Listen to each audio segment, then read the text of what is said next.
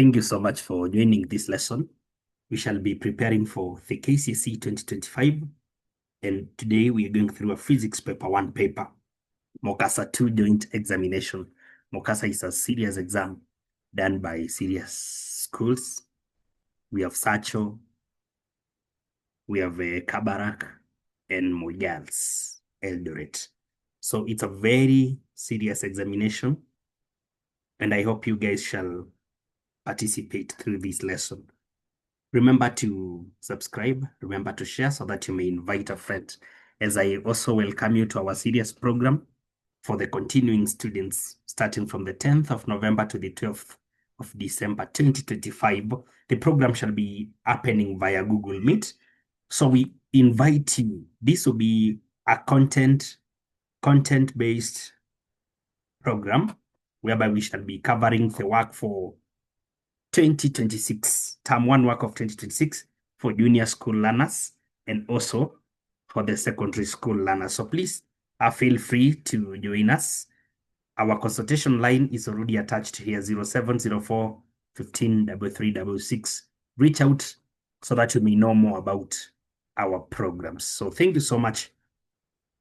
And I wish you all the best. The Kcse candidates 2025, you're most welcome to our discussion. Look at number 1, a question from measurement 1.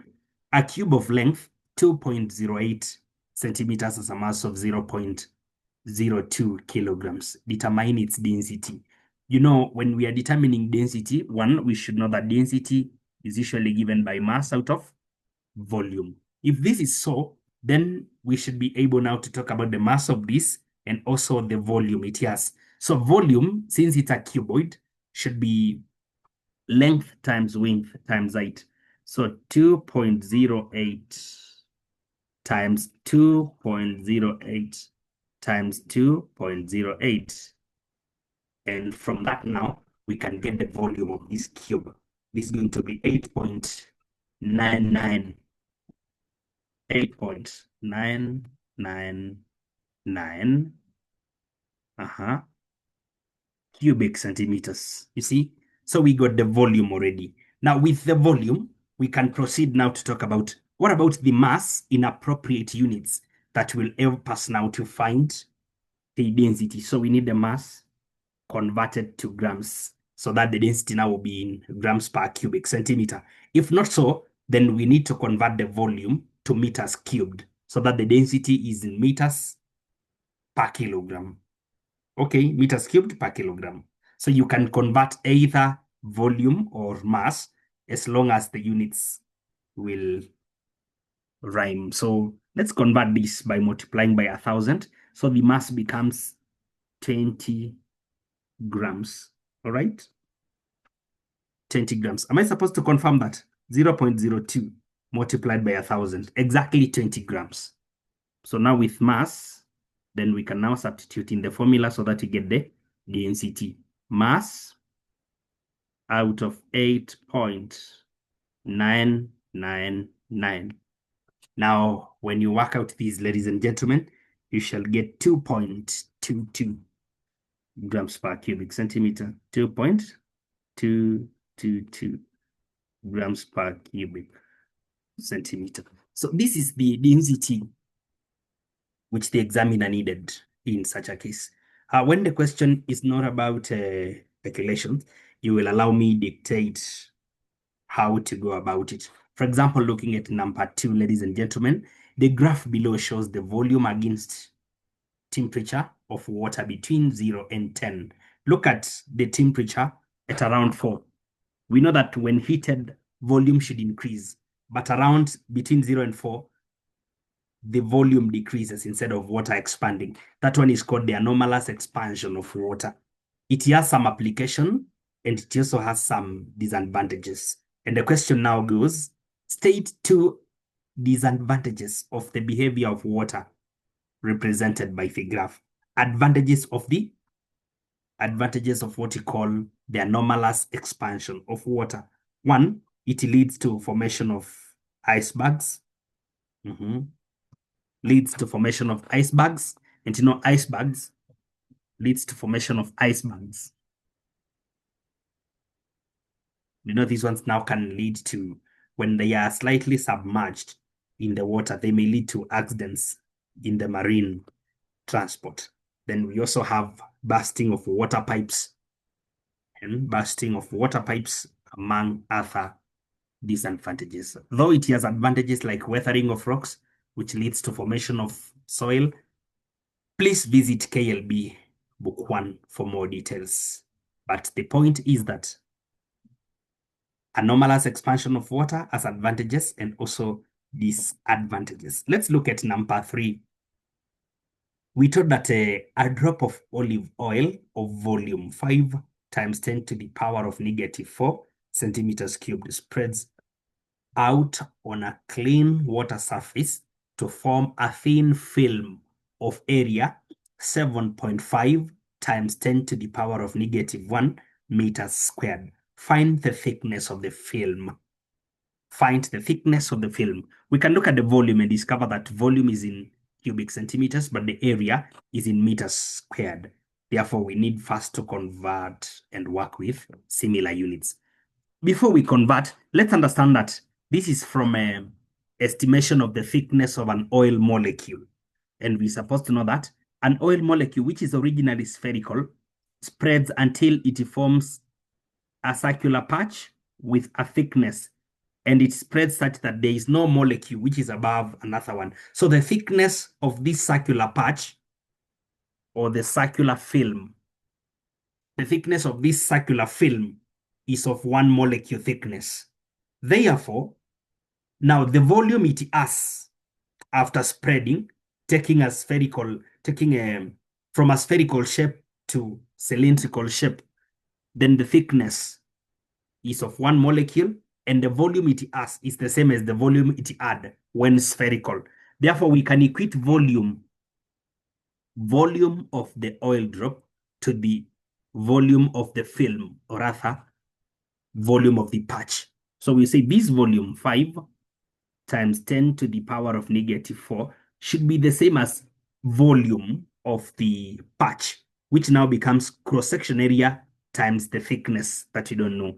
So a known thickness multiplied by 7.5 times 10 to the power of, we're supposed to divide this by 10,000.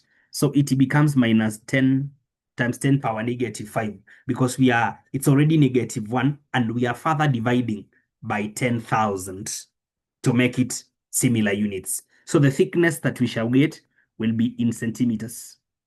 The thickness to be gotten here shall be in centimeters, and this shall be, okay, you divide it, and you will get 6.667 times 10 power -8. Yeah. So you get 6.667 times 10 to the power of -8, and these are centimeters. Some other times you'll be taught to find the thickness in SI unit. SI unit means meters, so you further divide by 100 to get meters. So it shall be 6.667 times 10 to the power of -10 SI units in meters after dividing by 100, which is not a must because we've not been instructed to do so. Can we check number 4 now? A very good question. Number 4 talks about a figure here showing the Bunsen burner, one of the sources of heat in the lab. It has been properly labeled, as you can see. Let's check now the demand statement, or rather the question. We told to explain how air is drawn into the Bunsen burner when the gas tap is opened. When the gas tap is opened. Or this is one of the applications of Bernoulli's effect. So you see that when the gas is made to flow into the Bunsen burner, when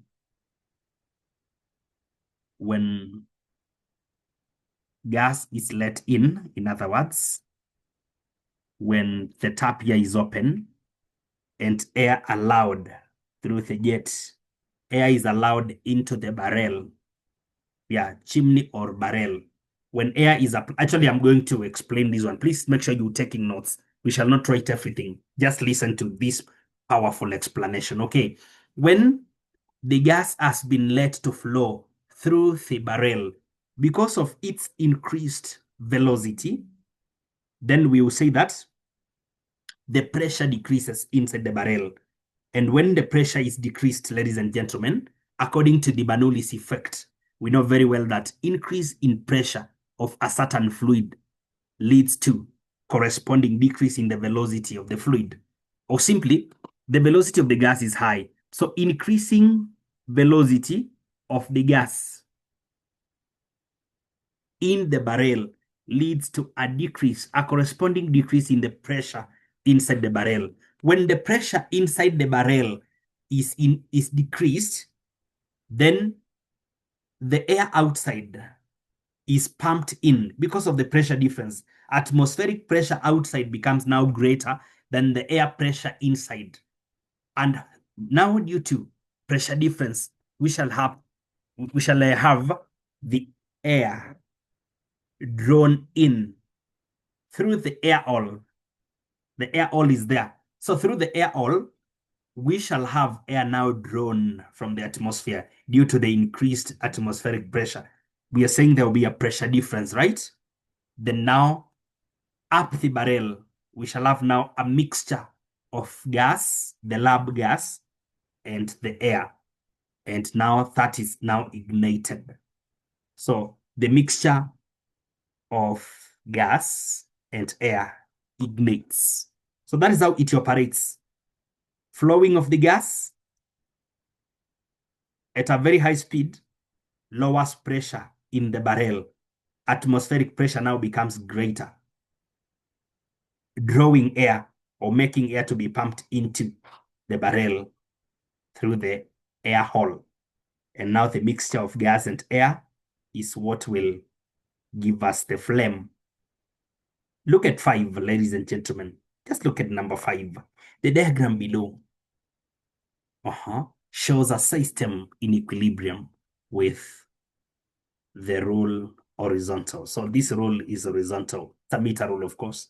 It's horizontal, suspended by X and also 180 at the shown measurements. We have a string tied somewhere there, as you can see. AB is a uniform rule of length, 1.0 meters, and weight, 1.8 Newton.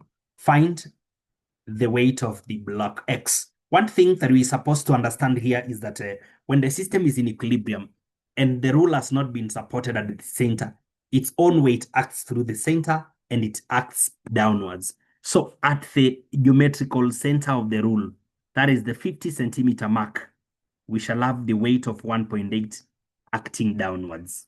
That is now the concept that you should be having in your fingertips before you approach questions on turning effect of a force together with center of gravity. Now from this, we apply what we call the principle of moments, or rather the law of Lever, that states that for a system in equilibrium, the sum of anti-clockwise moments about a point is equal to the sum of clockwise moments about the same point. Therefore, if we take the point to be Q, at Q, clockwise moments shall be equal to anti-clockwise moments. And the clockwise moments are provided by a force here, which is 180 grams. Can we convert this first? Let me convert it by taking 180 grams out of 1,000 to make it kilograms. Then now this I multiply by G because weight equals to mg. Yeah, weight equals to mg. So from this now, let's talk about 1.8 also. Yeah, let's talk about 180 newtons. 1.8 newtons. So we have 1.8 newtons. So we shall be talking about clockwise moments being given by a distance of 40 and a weight of 1.8. This is equal to anti-clockwise moments, which are given by two forces here. One of the forces is now from the 40 centimeter here to 50 centimeter, the distance difference there is 10. So we talk about a distance of 10 times 1.8 plus another anti-clockwise moment here shall be due to X. So X multiplied by a distance of Remember, all the distances have a reference point. All the distances have a reference point. That's why I didn't use 50. I used the distance between the 50 centimeter mark and where the pivot is. Now we are talking about the distance between the weight X and Q. Remember, there is 30 and there is 40 on the other side, meaning that between X and Q, we are only having a distance of 30 centimeters. 30 centimeters. So 30 by X. A distance of 30 times a weight of X, giving us 30 by X. So now we can find the value of X. We shall remain with 30X there, then have 40 multiplied by 1.8.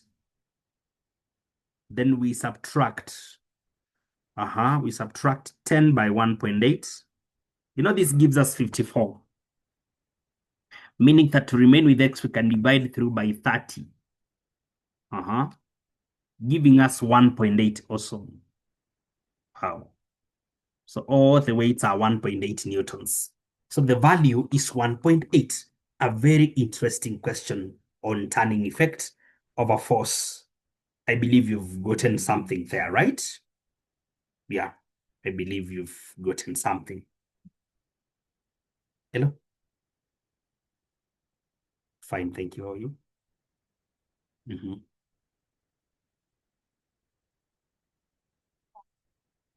That should be today after lunch. Okay, thank you.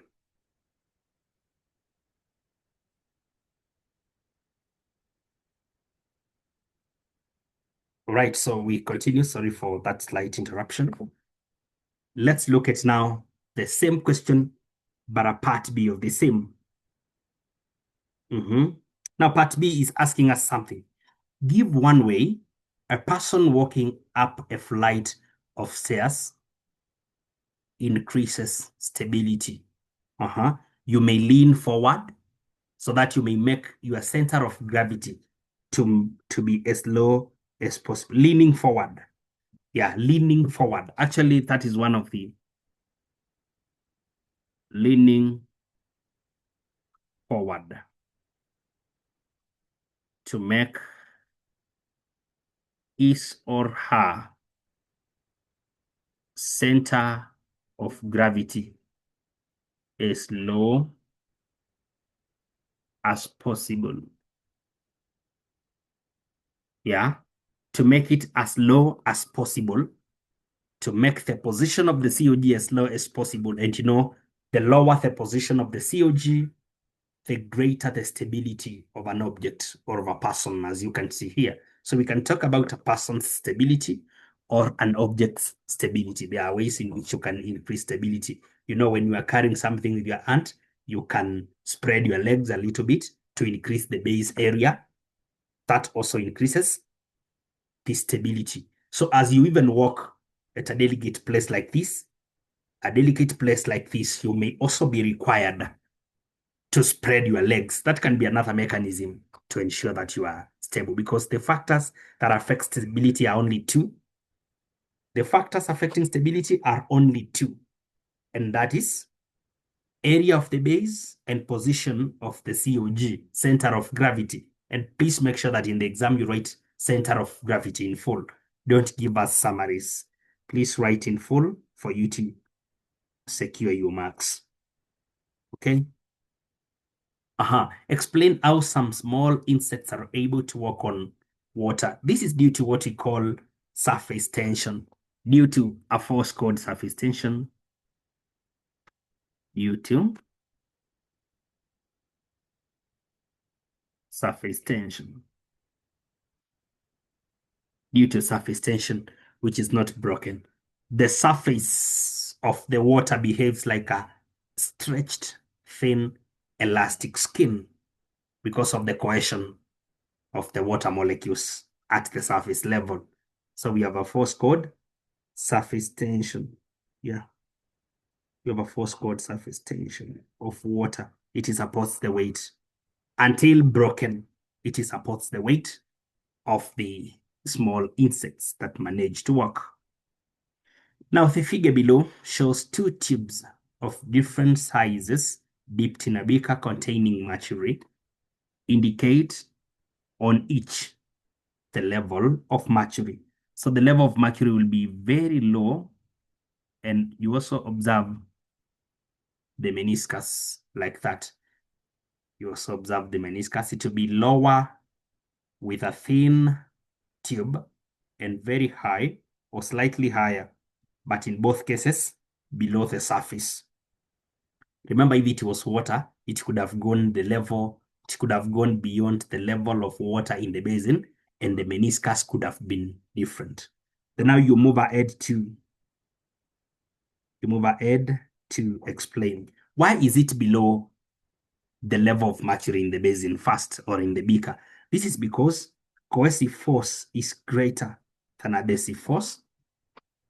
Coercive force in the explanation now. Coercion between mercury molecules is greater. It is greater than adhesion. An adhesion between mercury and tube.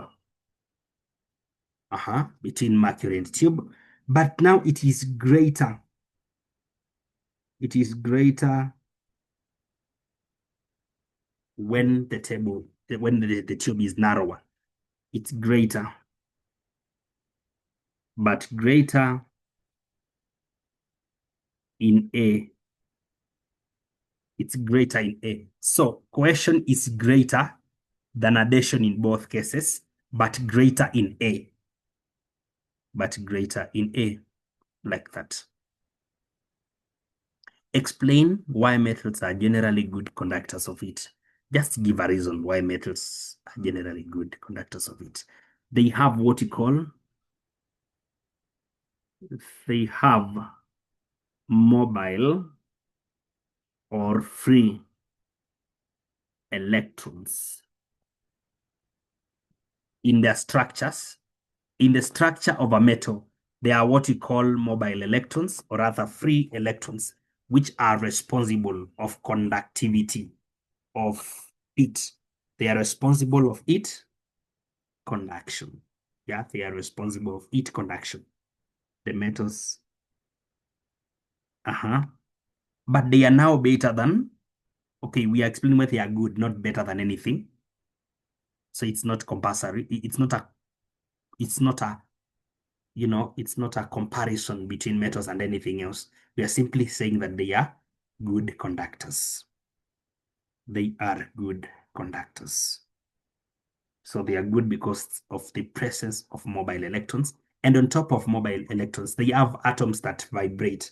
So we have two mechanisms of conduction of heat, both vibration of atoms and also the presence of mobile electrons, which now further boosts the conductivity. Let's look at number 7. We are still in section A. There is section B that has to be covered.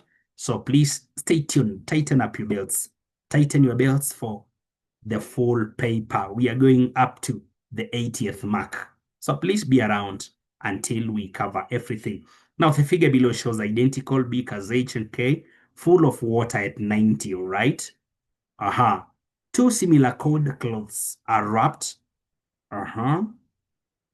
One round the top of H and the other around the bottom of K. You see, one is below, another one is at the top, and they are cold. State with a reason. The beaker in which the water cools faster. Now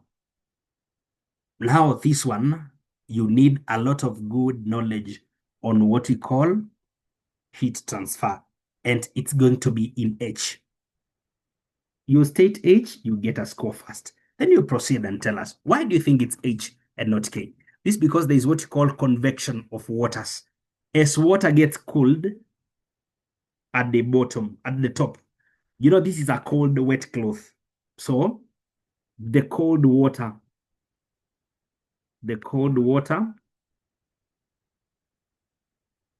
becomes denser. becomes denser and goes to the bottom. Goes to the bottom as the hot, less dense water raises up the beaker. Raises up the beaker. Once it raises up the beaker, it also gets cooled, going down, and now a convectional current is created, making the water raise up. If it's hot, it gets cooled, gets down again. So we will have generation of what we call a convectional current. Now, when you look at K, when the water is cooled, when water is cooled and it's at the bottom, it becomes less dense and it can't go up because the hot water up is less dense. The cold one at the bottom is denser. So it just remains there and the coldness cannot be spread effectively in K. Therefore, that's why in H, it will cool faster. It's a very good question. It's good you understand what's happening in such a case. Okay. Can we look in number 8 now? Number 8. We're almost concluding the section 1 so that you may go to the structured questions. Very good questions. Now, the figure below shows an inverted test tube which floats in the water enclosed in a plastic bottles. Look at that. Water trapped there, trapped air, air trapped water, then a plastic bottle. Now, the sides of the plastic bottle are squeezed. You squeeze the sides. Then after squeezing, state and explain what would be observed. One of the observations, remember, after squeezing, there is some air at this point. So the pressure of the air will increase because of the reduced volume. After squeezing, you reduce the volume where the air particles are. So we shall have the air pressure increasing. And when the air pressure increases now, it shall press the test tube, making it sink deeper. So the tube sinks more. That is actually the immediate observation. The tube sinks more. The tube sinks more. These are combination of pressure, gas laws, among other physics concepts that I want us to discuss slowly as we get towards the final explanation. The tube sinks more. It's already sunk, but now we are saying it sinks more. Why does it sink more? The pressure of the air. Listen to this now. The pressure of the air increases. When the pressure of the air has increased, and remember, it's increasing due to reduced volume. That's according to Boyle's law of an ideal gas. So the pressure of the air increases due to reduced volume that it occupies. You're reducing volume and you have the bottle is cocked. So you are not allowing some of the molecules of the air to escape. So without that, you should know that basically now the air's pressure increases. Once the pressure has increased now, it has to press down the tube that contains trapped air. So it now squeezed down. I am assuming it's a glass tube, so it doesn't press it. It doesn't compress it. It just presses it downwards. So the tube sinks more because of the increased pressure, which came as a result of reduced volume. We are stating something here. Look at number 9, statement of the law of flotation. You're supposed to state laws effectively, accurately, how they are in the KLB physics. Form 4, together with any other law that is found in any other level. So the law of flotation simply states that a floating object displaces its own weight of the fluid in which it floats. A floating object displaces its own weight of the fluid in which it floats. Remember, there is also what we call the Archimedes principle, which is very close. Actually, the law of flotation is a special type of Archimedes principle. And we say that Archimedes principle states that when a body is fully or partly immersed, it experiences an upthrust which is equal to the weight of the fluid displaced. When a body is fully or partly immersed in a fluid, it experiences an upthrust which is equal to the weight of the fluid displaced. So I've stated the two laws. Remember to take them down because any of them will be witnessed in the Kcse 2025. Yeah, so now we proceed to answer some questions basing our arguments on actually any calculation now on floating and sinking is usually approached basing your argument on those two laws, Archimedes principle and the law of flotation. Now, a hydrometer of mass 12.8 grams is immersed in a liquid of density 800 kilograms per meter cubed. The hydrometer floats on the liquid. Now determine the volume of the liquid displaced. According to the law that we've just stated, when an object is floating, it displaces a liquid which is equal to its own weight. And therefore, we shall say this, that this particular hydrometer shall displace liquid displaced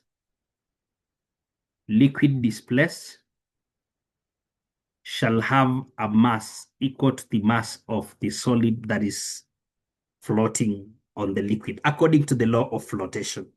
So the mass of the solid, which is floating, is equal to the weight or the mass of the liquid that gets displaced. So with this now, we can say then that volume is given by mass over density. Mass out of density. We also convert the density to 0.8. When you convert this to 0.8, then we'll talk about 16 grams. Volume cubic centimeters. Cubic centimeters. That is the volume. A very good question, ladies and gentlemen. Remember, our consultation line remains 07 04 15 33 66. You can reach out to us for the revision materials, for the prediction papers, even paper 3 prediction papers, so that you may keep growing together.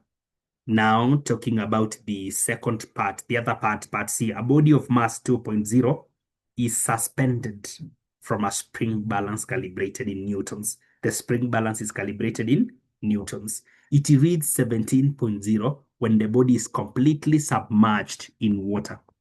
Completely submerged in water, it reads 17 newtons. Find the upthrust of the water on the body. Upthrust of the water on the body. Upthrust is given by real weight minus apparent weight. The difference between actual weight of an object in air and the apparent weight of an object when it has been submerged in a fluid. That gives us upthrust due to the particular fluid. So simply upthrust will be given by actual weight when the object is in air.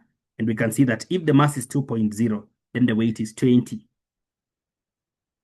So 20 minus 17.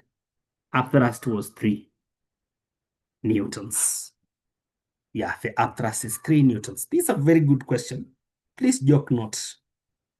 Please joke not. Joke not with this wonderful, good question.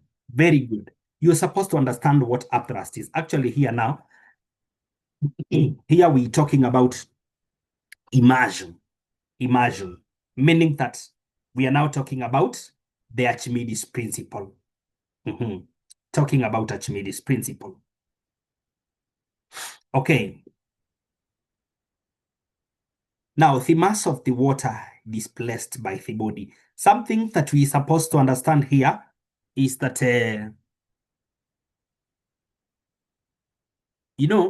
according to Archimedes' principle, the upthrust being experienced equals to the water displaced. So water displaced had a weight of 3 newtons.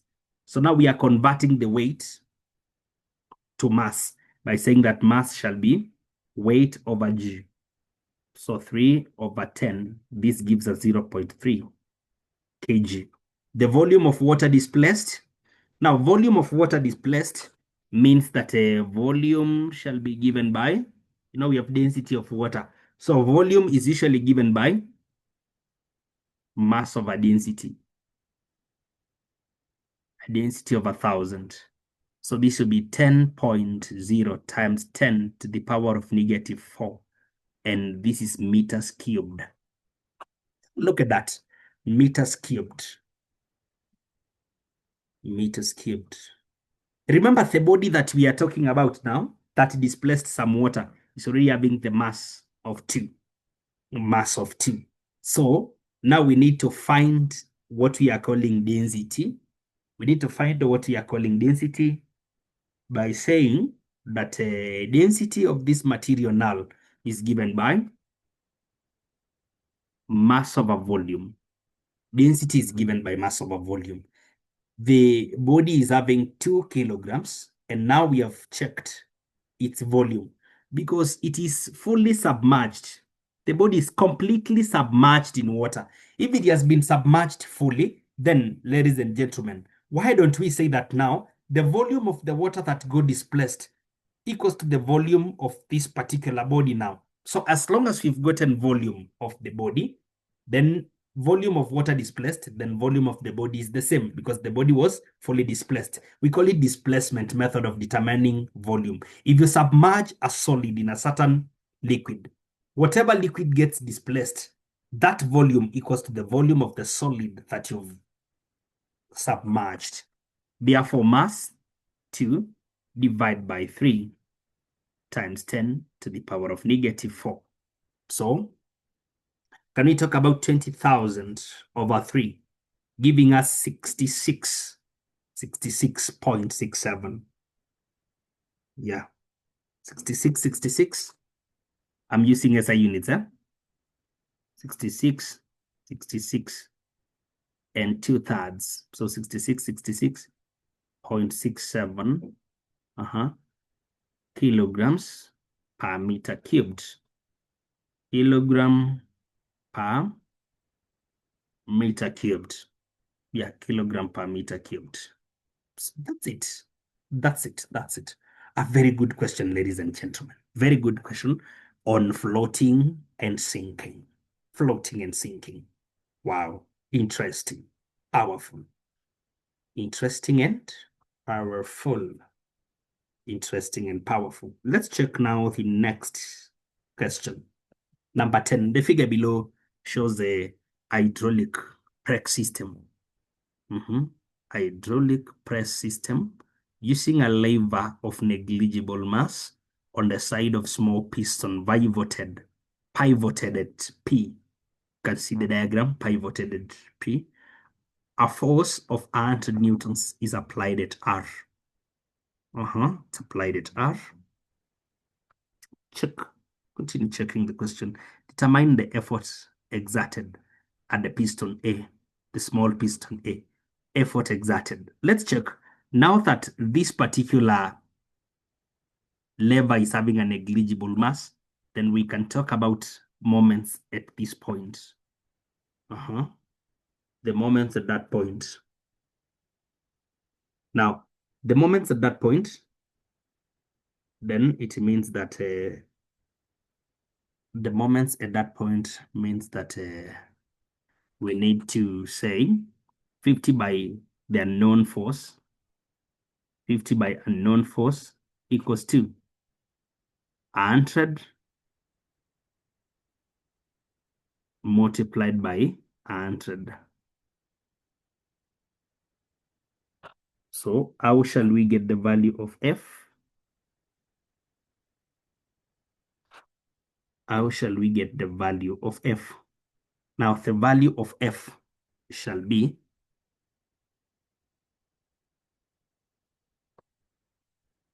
200. We get 200 at that point. Now, once you get 200,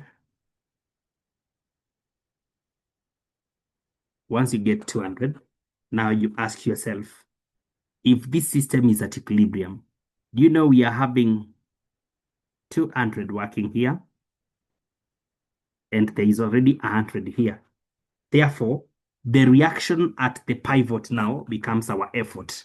So the effort shall be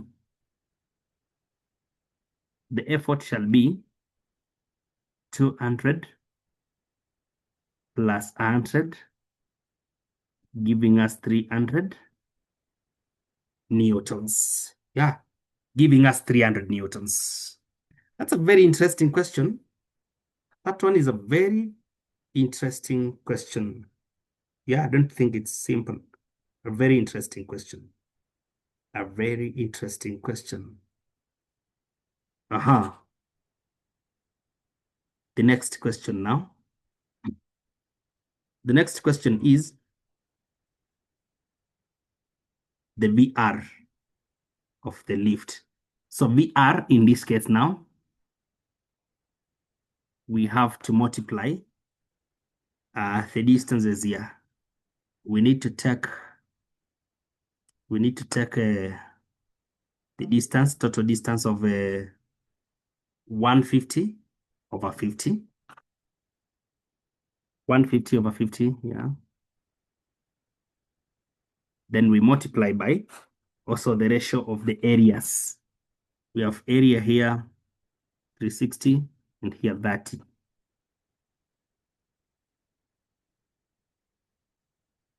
Over 30. This will give us exactly 36. Remember, our ratio has no units. 36. Then the mechanical advantage.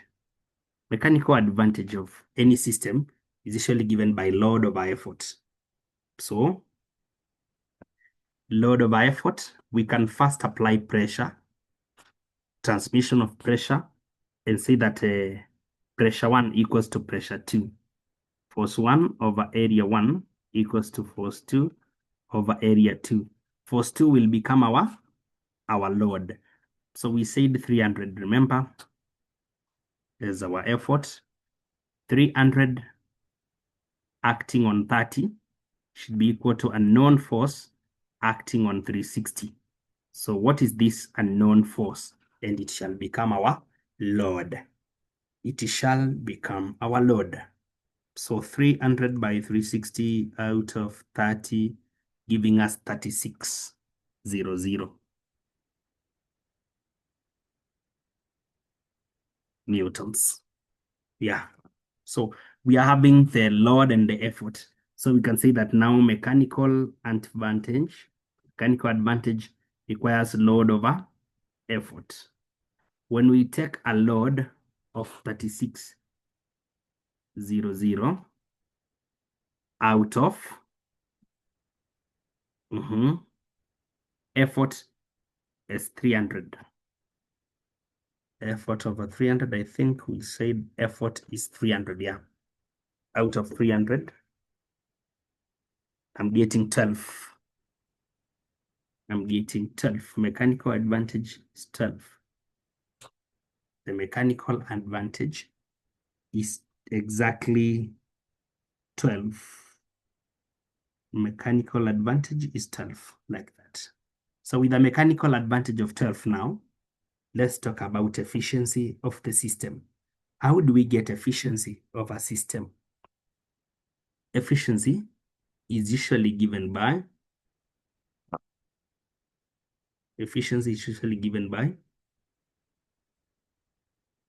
mechanical advantage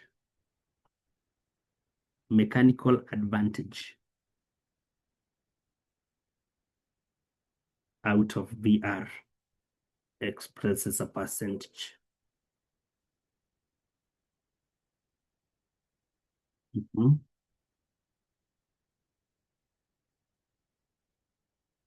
This gives us 33.3%. 33.3%. So that is on work power, energy, and machines. Yeah. Let's check number 11 now on gas loss. The diagram below shows mercury tubes with trapped air in a vertical and horizontal positions. So look at tubes with mercury. This is mercury. The mercury length is 6 centimeters in both cases. Then this mercury thread is trapping some air. In the first cases, we are trapping 12, and in the second case, we are trapping X. Determine the length X, because the pressure due to mercury is just the same in both cases. One thing that we're supposed to know is that this is according to what we call the Boyle's law. It says that pressure times volume equals to pressure 2 times volume 2. So at this point now, we need to say that pressure 1, in our case now, pressure 1 equals to pressure due to atmosphere, and we are given that pressure of atmosphere is 75. So pressure due to atmosphere plus 6. So we get a pressure of 81 centimeters of mercury. Centimeters of mercury. Then we talk about volume 1. When the pressure is 81, what is the volume? 12. The column of 12 centimeters represents the volume. So it corresponds with the volume value. But in the second case, we are saying pressure 2 in the second setup. The pressure now is equal to pressure of atmosphere only, 75 centimeters of mercury. Centimeters of mercury. Yeah, 75 centimeters of mercury. Then after that, this is because the mercury thread weight is acting downwards at this point. The weight of the mercury when the tube is horizontal, we are saying that the weight of the mercury thread is acting downwards, and therefore it's not affecting. So this volume now is affected by atmospheric pressure only, and the volume 2 now becomes X centimeters. It just becomes a non-X. So we can substitute in the formula for Boyle's law and say that pressure 1, which is 81, multiplied by volume 1, which is 12, should be the same as 75 by X, giving us X as, we have to multiply 81 by 12, then we divide by 75, and guys, we are getting 12.96 centimeters. Yeah, 12.96 centimeters. Give reason for the difference in the length of the two columns. Give a reason for the difference. So in the second case, we say, in the second case, or in B,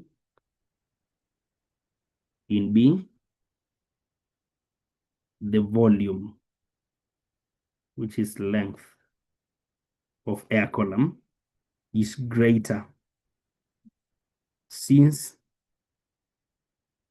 there is less pressure acting on it. There is less pressure on it. Very little pressure, which is just the atmospheric pressure. The column of mercury is not pressing it. So we expect it now to occupy a bigger length since it's not too much pressed. Like in the other case whereby the mercury thread is acting downwards and also atmospheric pressure acting downwards. Part B of this great question. Now, the diagram below shows a setup that a student used to investigate the pressure law. Pressure law, which relates as absolute temperature and pressure. Okay, so with the setup, we can see hot water, we can see some stirrer, we can see air, dry air actually, in a glass flask.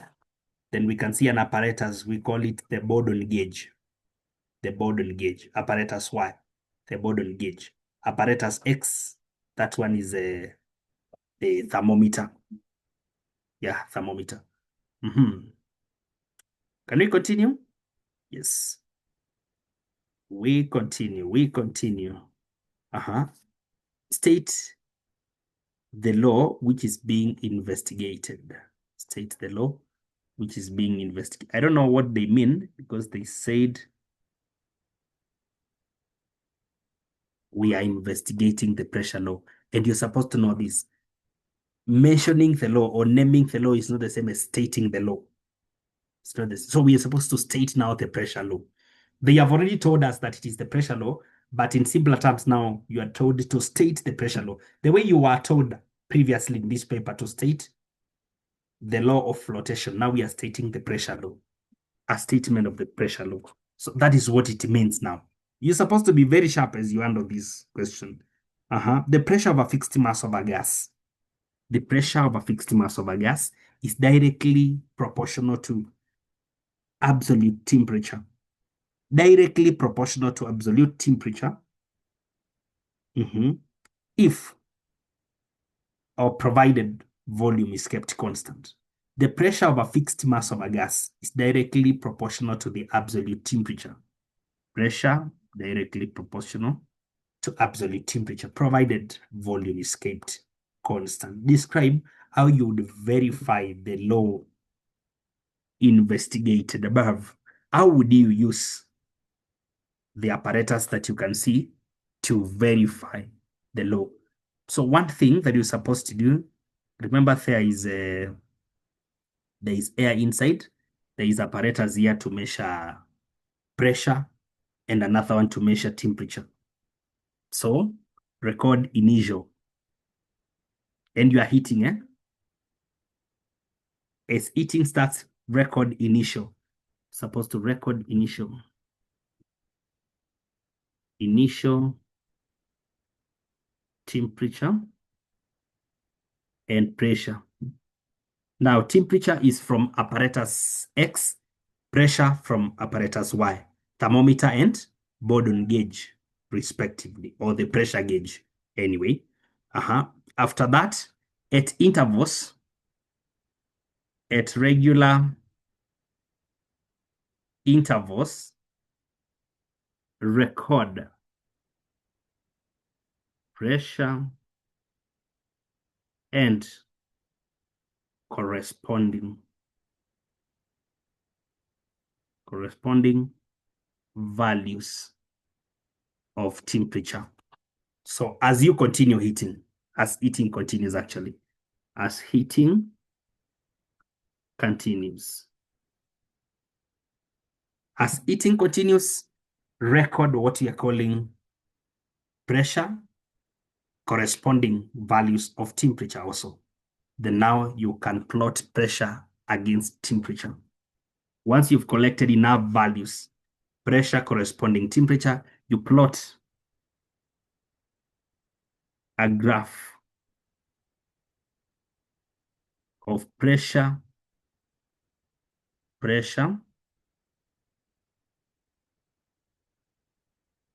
against temperature. A straight line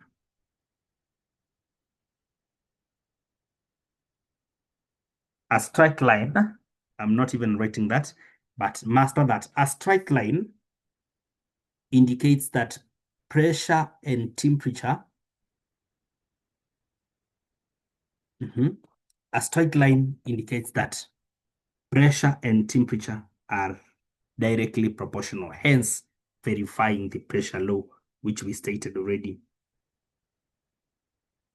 Now, state one assumption made while performing the above experiment. One assumption we make is that the volume and mass of the gas remains constant throughout the experiment. Volume and mass remain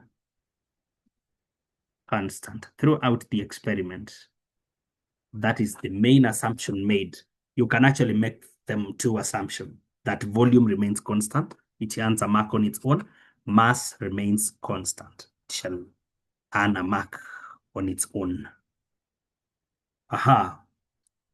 Now this is a different question. We have to look at it very keenly. Number 12. State Newton's second law of motion. There are 3 laws of motion according to Newton. Form 3, Newton laws of motion, and you're supposed to master all of them together with the accompanying numerical relations and calculations. Now, the second law states that the rate of change of linear momentum is directly proportional to the resultant external force producing the change and takes place in the direction of the force. Listen to that very keenly. I dictate it for you once again. The second law, or the Newton's second law of motion, states that the rate of change of linear momentum is directly proportional to the resultant external force producing the change or producing it, and takes place in the direction of the force. Part B. A block of mass 2 kg is pushed along a table with a constant velocity by a force of 5. A constant velocity. Listen to that. A constant velocity. Determine the friction force between the block and the table. So between the block and the table, because there is no acceleration here, then we say that this is just 5 newtons. Then look at part 2 now. Now, the force is then increased to 9. Find the acceleration on the block or of the block. So we say the resultant force now. The resultant force will be 9 from 5, giving us 4 newtons. How would we get force? MA, according to the second law. Therefore, 4 equals to mass of 2 times a known acceleration, because we say that the mass of this object is 2 kg. And with this now we can say acceleration equals to 2 meters per second squared. Yeah, 2 meters per second squared. Very good question. The graph below represents stretching force against total strength of the total length of the string. Okay, so we can see from the graph, determine original length. Original length means length when there was no force acting. So at force equals to 0, the length is 10. You look at the x-intercept. So we have 10 centimeters. 10 centimeters. That is the length the spring had when the force acting was 0. So we look at the x-intercept. A very good question. A very good question. Then we are also finding the spring constant, okay? We're also finding the spring constant, and we know that a spring constant is usually, in a graph like this, it is usually the slope. The slope, actually. So we find several coordinates, and some of the coordinates that we're having are, you see that was 10, 0, for example. Then do we have another coordinate? 15, 5. 15, 5. Yeah, 15, 5. Then we say now the slope shall be 5 minus 0 out of 5 minus 0 to 15. Is it 5 minus 0 really? We start with changes in y. Yeah, 5 minus 0 out of change in x, 15 minus 10. Now this will give us 5 over 5, giving us 1. Now, on the y we are having newtons. On the x we are having centimeters. So Newton per centimeter. That is already spring constant, but it is good we make it as a unit. If 1 centimeter is stretched by 1 newton, then to stretch by 1 meter, which is 100 centimeters, we need 100 newtons. So 100 newtons per meter becomes the spring constant now. Yeah, so you can convert it to SI units at will, of course, at will. Proceeding with number 13 now, another new question. Now state one factor which affects heating by an electric current. Heating effect of an electric current. 1, resistance of the conductor. Resistance of the conductor. Oh, we are stating one factor, eh? Resistance of conductor. That's 1. And it's enough. Then time. The longer the current passes, the greater the heating effect produced. We also have the amount of current. The amount of current is also a factor. Yeah, the amount of the current itself is a factor. So we have those 3 main factors. State the property of a fuse that makes it suitable for safeguarding appliances against excessive current. This is a domestic wiring. Actually, those two parts are borrowed from paper 2 physics. So a fuse should be able to melt faster. Melting at a low temperature. Rather, having a low boiling point. Melting point. A low melting point, in other words. A low melting point. This makes, whenever there is excess current, excess current causes heating effect. A slight heating on this particular fuse will make it melt. When it melts, it disconnects the whole circuit. Once it has disconnected the whole circuit, now the excess current will not proceed to the appliance. So the appliance automatically gets safeguarded. The appliance automatically gets safeguarded from the excess currents. Part B. This paper is having a very good quantity of marks coming from what you call definition of terms. So please, candidates of 2025, as I wish you success, I would like to encourage you guys to make sure that you master definition, that you master statement of laws and principles. Kindly master exact definitions, master statement of laws. Yeah, master the statement of laws. Master the statement of laws. Now we are defining a certain term here, and we're supposed to understand what it calls for. We are told to determine the heat capacity. Some of these terms confuse. You'll be told specific heat capacity. The other time you're told heat capacity. Heat capacity is the amount of heat energy required to raise the temperature of a given mass of a substance or of a material by 1 unit.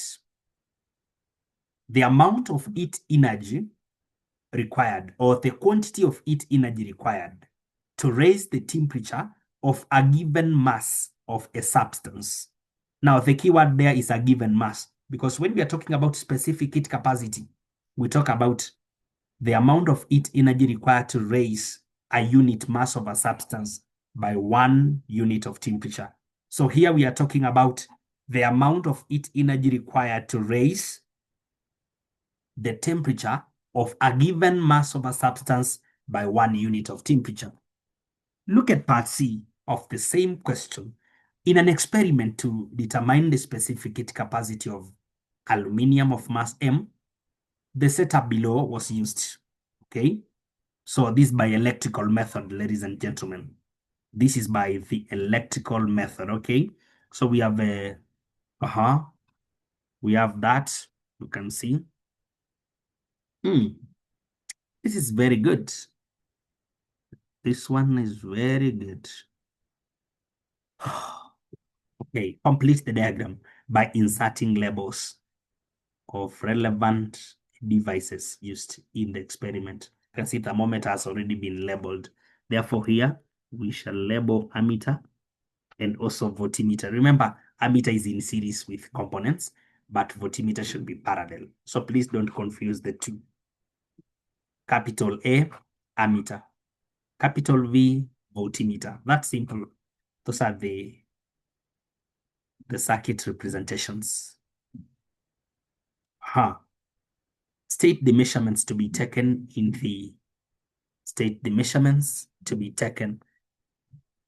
the experiments. Let's get to the experiment once again.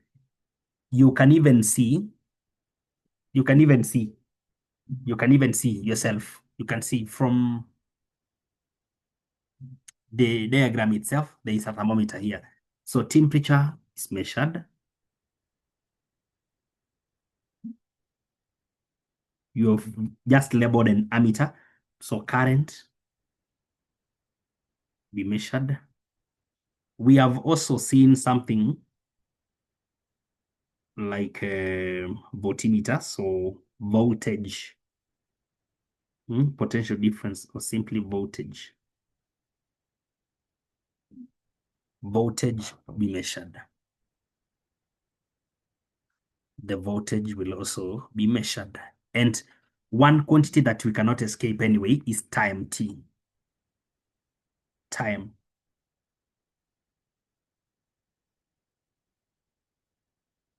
Time shall be measured. Yeah, time shall be measured like that. Then Roman 3. Explain how the measurements above are used to determine the specific heat capacity of the material the block is made of. Material the block is made of.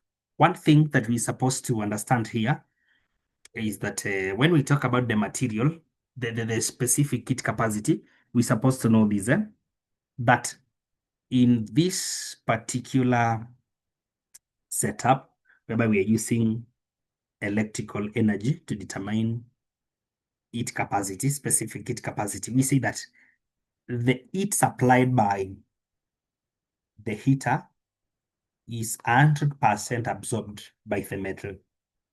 So heat absorbed by the metal equals to heat energy supplied by the heater. Heat supplied by metal, heat absorbed by the block equals to heat energy supplied by heater,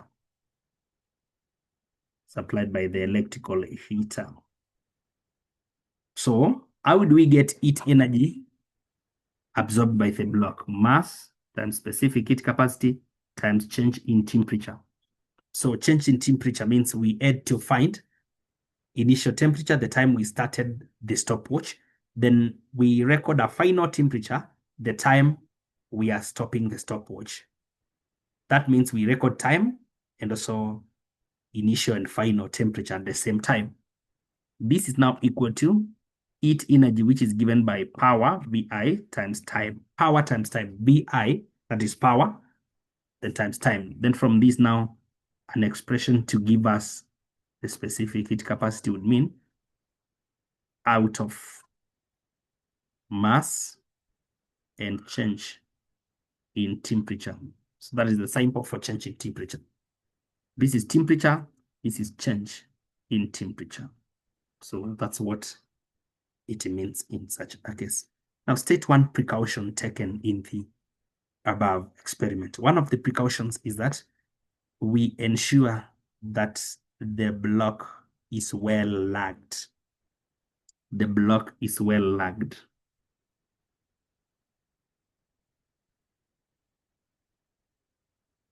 When the block is well lagged, there is no loss of heat to the surround. No loss of heat to the surrounding. Yeah. To prevent loss of heat to the atmosphere, we ensure that to lag is to coat with an insulator so that it does not get lost to the surrounding. It is not contacted to the surrounding. We are now looking at the final question of this paper, ladies and gentlemen. The final question, please remember to subscribe. Remember to share so that you may invite a friend to these powerful questions. Okay. A helicopter moving at 20 meters per second drops a parcel from a height of 100 meters above a flat ground. Now determine part 1, the time it takes for the parcel to hit the ground. The time it takes for the parcel to hit the ground. So for the parcel to hit the ground, ladies and gentlemen, let's know this. We say that, the helicopter is already moving at 20 meters per second. So we should know that the parcel shall fly until it lands at a point there on the ground. Now we assume that in case it was dropped downwards through the 100 meters, the time it takes to fall vertically is the same as the time of flight once it is released at 20 meters per second. Therefore, how do we get the height? Vertical height is given by half gt squared. Remember, this would have been half ut, sorry, ut plus half gt squared. But now the initial velocity is a 0 and it makes that part a 0. So we have to summarize the formula and say that 100 height equals to half multiplied by g, which is 10 times unknown time. So time squared becomes 100 over 5. Is it 100 over 5? Yeah, we get 20. Then from this now we can get the value of t, which is the square root. Ladies and gentlemen, I'm getting 4.472 seconds. That is now the time it will take to hit the ground. Then now we say that we have used the concept that vertical height is given by this formula.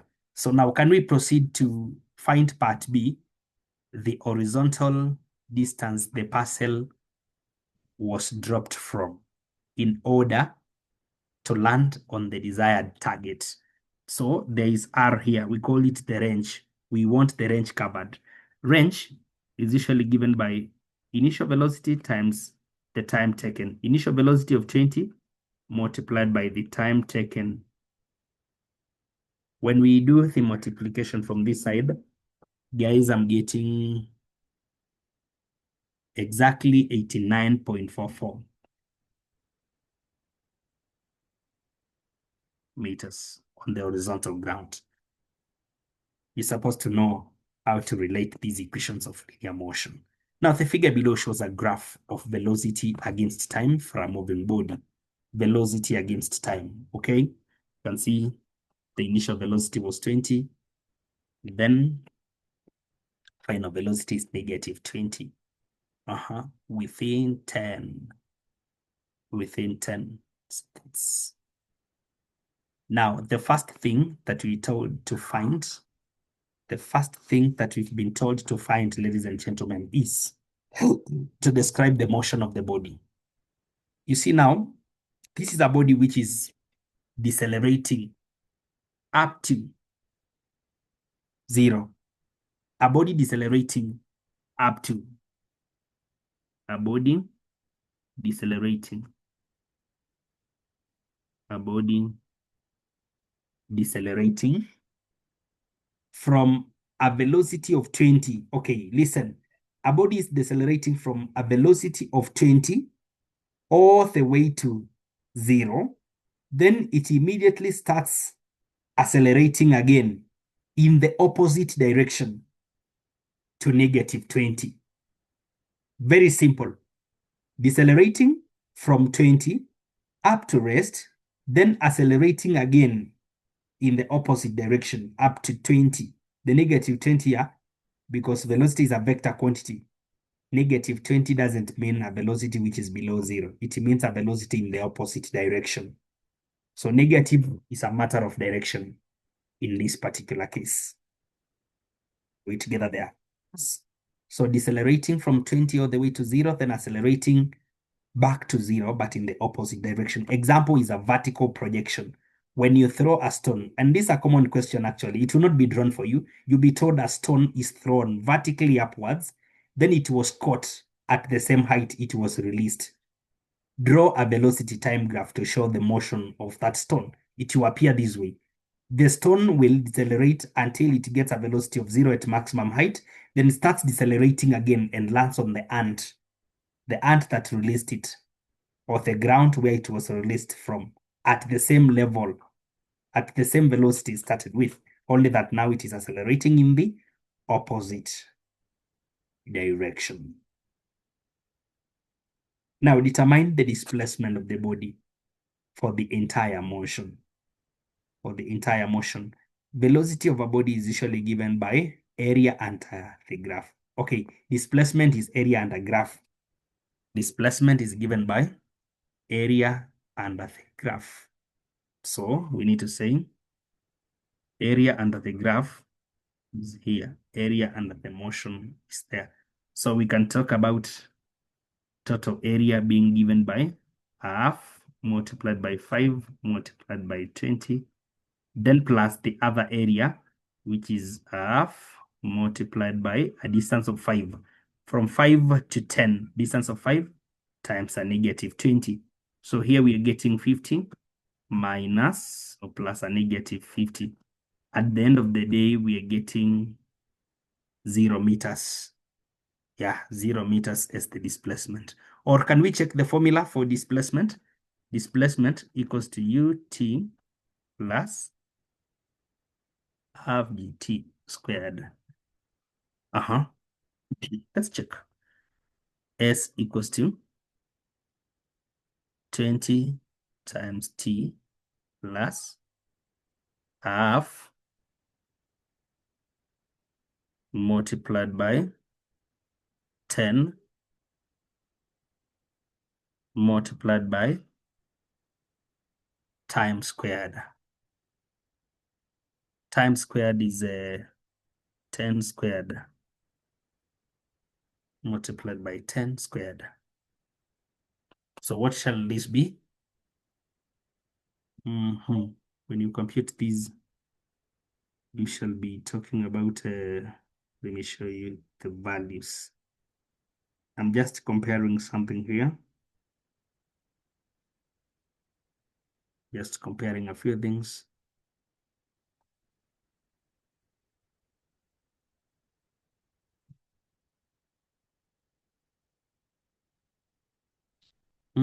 Okay. I think it would be better if we stick to the area under the graph. So you can say this, for a velocity time graph, displacement equals to area under graph. Full stop. Area under the graph. Then look at the last question, last of the last. A body of mass 5 is attached to the end of a string of length 50 and whirled in a horizontal circle. Mark the word horizontal circle.